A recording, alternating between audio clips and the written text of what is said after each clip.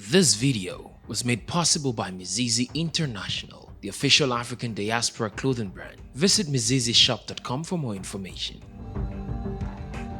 The surge of African migrants to Europe, propelled by long-standing underdevelopment despite years of foreign aid, highlights the persistent struggle many African nations face in achieving sustainable progress.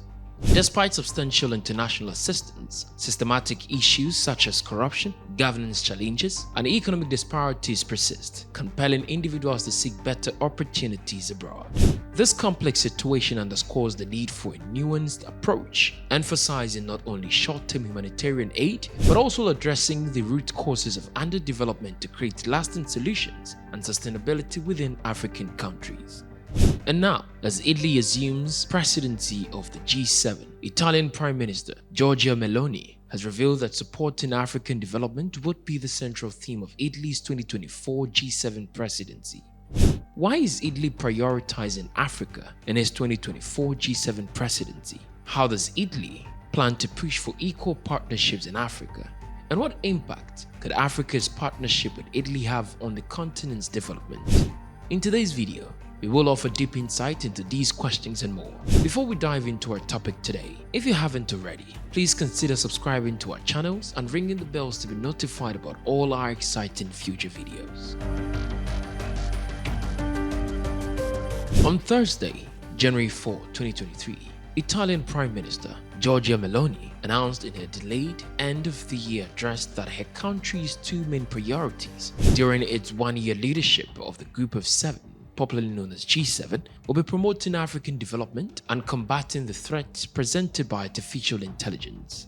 Meloni, who became Italy's first female prime minister in 2022, focused much of her remarks on development in Africa, telling reporters that promoting African development will be the major focus of Italy's G7 presidency because there is a pressing need to develop local economies and raise living standards in Africa in order to deter potential migrants from traveling to Europe.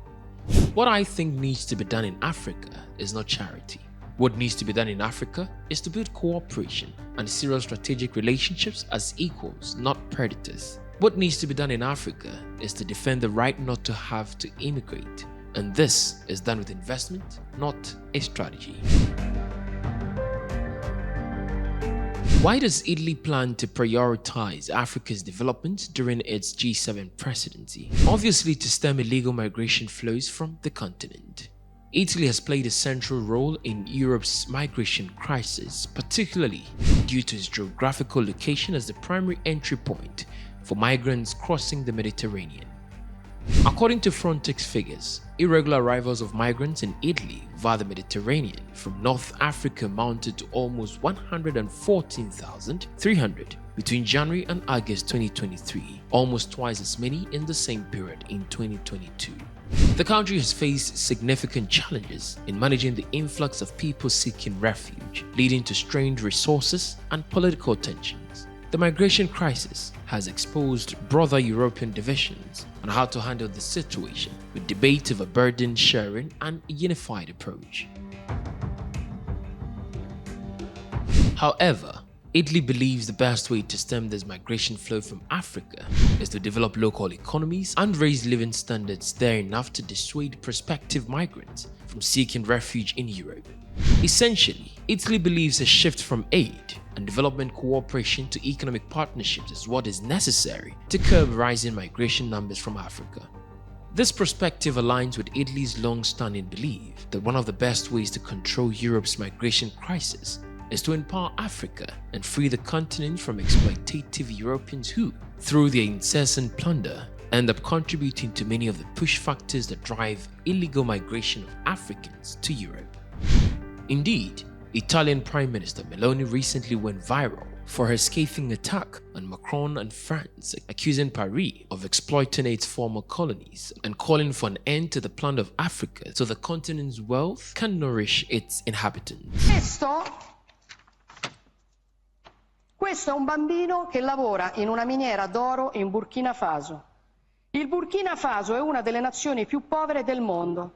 Per il Burkina Faso, che ha l'oro, la Francia stampa moneta coloniale In cambio pretende che finiscano nelle casse del tesoro francese il 50% di tutto quello che il Burkina Faso esporta. L'oro che questo bambino si infila in un cunicolo per tirare fuori finisce per lo più nelle casse dello Stato francese. Allora la soluzione non è prendere gli africani e spostarli in Europa, la soluzione è liberare l'Africa da certi europei che la sfruttano e consentire a queste persone di vivere di quello che hanno. So, how does Italy plan to focus on developing strategic partnerships with Africa rather than providing aid in a bid to develop the continent and discourage illegal migration? Meloni recently announced the flagship cooperation agreement with Africa known as the Mattei Plan. The plan, named after Enrico Mattei, founder and state-controlled oil and gas giant Eni, seeks to boost energy cooperation with African countries. In late September 2023, Eni CEO Claudio Descalzi revealed that Italy is ready to pump billions of euros into Africa, both to get the energy needed for economic growth, but also to tackle migration flows. Italy is ready to invest in Africa. This is also a necessity because energy is now flowing from south to north, and we need to be the ones guiding this flow for our sake and for Africa's sake.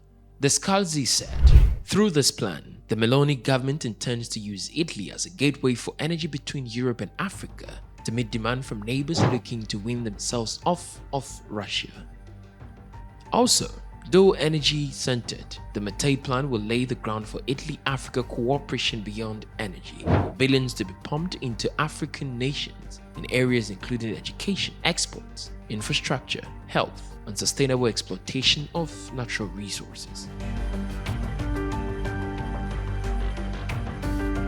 It is vital to note that Meloni's objective with the Mattei Plan is not entirely altruistic. Meloni has been described as hard-right, right-wing populist, and nationalist by many experts. As Italy's first far-right head of government of the post-war era, she steeped her winning campaign in the sharply ideological rhetoric of national sovereignty, traditional families, and fear of migrants.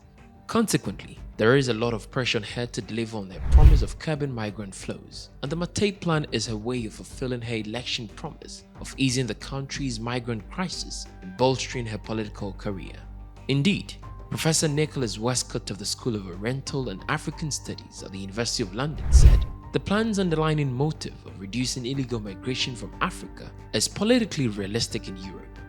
The far right is using this anti-immigrant card to increase their vote in Europe, and without constructive policies to tackle the problem, there will be more destructive policies introduced, he said. In summary, Italy's Mattei Plan, focusing on developing strategic partnerships with Africa to curb migration, holds potential positive impacts. The initiative, driven by Prime Minister Giorgia Meloni's commitment to shift from aid to economic partnership, aims to boost energy cooperation, infrastructure, education, health, and sustainable resources exploitation. By investing billions in African nations, Italy seeks to create lasting solutions to underdevelopment, addressing the root causes of migration. The plan not only aligns with Italy's objective of controlling migration flows, but also contributes to Europe's energy needs, positioning Italy as a gateway between Europe and Africa. However, potential negatives arise from Meloni's political motives, with the Italian Prime Minister under pressure to fulfill her anti-immigrant campaign promises. The risk lies in the possibility of unequal power dynamics. Even though Italy claims it wants to build cooperation and serious strategic partnerships in Africa as equals and not predators. Therefore, Africa must navigate carefully to ensure that cooperation with Italy is genuinely based on mutual benefit and shared goals, avoiding exploitation and safeguarding the continent's long-term interests. Your perspective matters. Do you think Italy's Mattei Plan is a good or bad thing for Africa? Share your insights and thoughts in the comments below. For continued updates on global affairs and diplomatic developments, be sure to subscribe to the New Africa channel. Stay informed, stay engaged. Thank you for watching, and we look forward to bringing you more insightful content